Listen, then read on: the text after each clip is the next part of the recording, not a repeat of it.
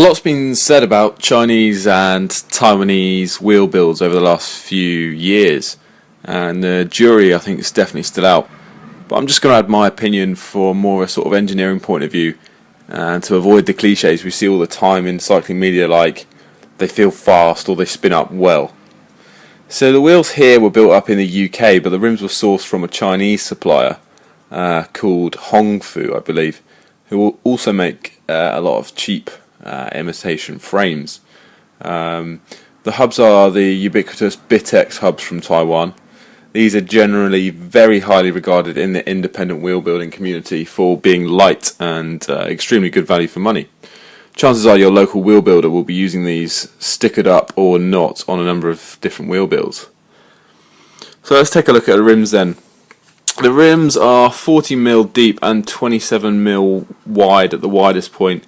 These things are fat with a pretty hefty U-shaped profile, as is what's common now, or getting common. However, the internal width is only 17mm, still bigger than the traditional box section rims of Mavic or Shimano, but still not the widest out there. Don't forget, it's the internal width which is the important bit. With all the fashion for wider rims, it's this measurement that's often not stated. And it's this measurement that gives the tyre its profile, its wide profile, or its sort of light bulb narrow profile. Braking. I was pleasantly surprised at first with the Swiss stock pads installed until the first wet ride, but we know even the top carbon rims are pretty crap in the wet compared to a decent aluminium rim. In the dry, they are predictable, if a bit grabby when they get hot. As they heat up, they squeal, and they really squeal. I would definitely not use these on sort of big mountain descents or anything that's got a lot of steep sections where you don't really have enough time to let the rim surface cool between each sort of harsh brake application. Maybe if it was a lightweight rider, this would be fine, but the heavier you are, the more heat you will put into them. No one really knows what the glass transition temperature of these cheaper resins are. And I did feel a bit scared to drag on the brakes on steep descents. It's not just delamination or degrading the resins you have to worry about, it's that the heat stays localized to the brake track and the adjacent tube and the tyre, because carbon fibre is not a great conductor of heat, so it cannot sink the heat away. Alu rims tend to sink heat effectively through the whole structure and self-cool largely by conduction and radiation to the air through the wind. With carbon this is more difficult. Stiffness. The rims are inherently stiff due to the width and the depth of them as a section, but the real stiffness obviously comes from the hub and the spoke arrangement when you build the rim up. So let's look at the spokes. I went for the time-proven Sapim CX Ray spokes and brass nipples for longevity. You'd be surprised how much heavier 44 brass nipples are than aluminium ones. But everyone knows aluminium nips are rubbish and break after a year or two. Sapim J-bend spokes just work. Most shops have replacements, and I just can't be doing with proprietary spokes that you can never get hold of easily. Mavic. Hubs. I think these are the best value bit of the build in total. The front hub combines incredibly wide flanges, which give great triangulation and stiffness, lower weight than a DT Swiss 240, and equally as good bearings, and wider placement, which creates less bending moment on the axle. The rear, built up with two cross-lacing both sides, gives great stiffness in terms of power transfer and also lateral flex. Laterally, these are some of the stiffest rims I've ever used. Obviously, you can push the stiffness up laterally with higher spoke tensions, but again, I don't want to go too high on the spoke tension with these carbon rims, because the last thing you want is a spoke to pull through.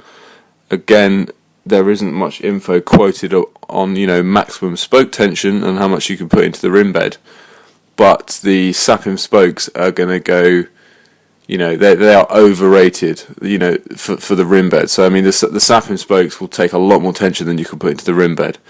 So it's all just a compromise of how much force you want to put into the rim bed versus how stiff laterally you want the wheel.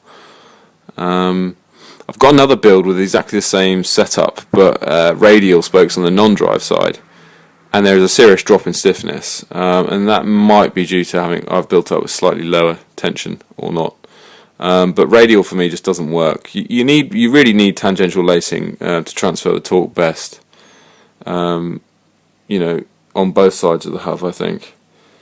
The free hub is simple yet effective, but comes with the larger 6902 bearings. So the two bearings in the free hub are the larger type bearings than most hubs, which obviously have bigger balls inside them, have a higher load capacity than most, so should wear a bit slower and last a bit longer.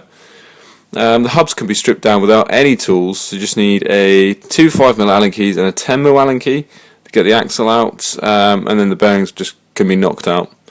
The only concern for me with these hubs are the axles. Some of them don't seem to be kind of heat treated, and they can seem a little. They look just visually a little bit soft.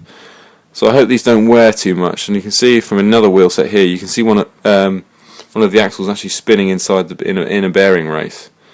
This shouldn't happen with the end caps on, but if it does. If there is any, slop between the axle and the inner bearing race, it's just going to wear the axle really quickly, and then you're going to start developing play in the wheel. So always check when you get these new Bitex hubs that it's difficult to tell when you've just got the hub, but the movement, the slightest play in movement is obviously amplified when you get to the edge of the rim, and you put the wheel in the bike. You can see any lateral wobble, so always worth checking that. Oh, apologies for no audio on this bit. The mic seems to have played up. I also have another wheel set from Fast Sports in China, which was bought as a complete wheel set from them, and I'll review that soon after I've done some miles on it. That is their new 25mm wide and 38mm deep tubeless ready clincher, which I'll probably just ride with tubes. And weighing that wheel, that comes out to 1480 grams with rim tape. And this wheel set is slightly more. This is 1540 with rim tape.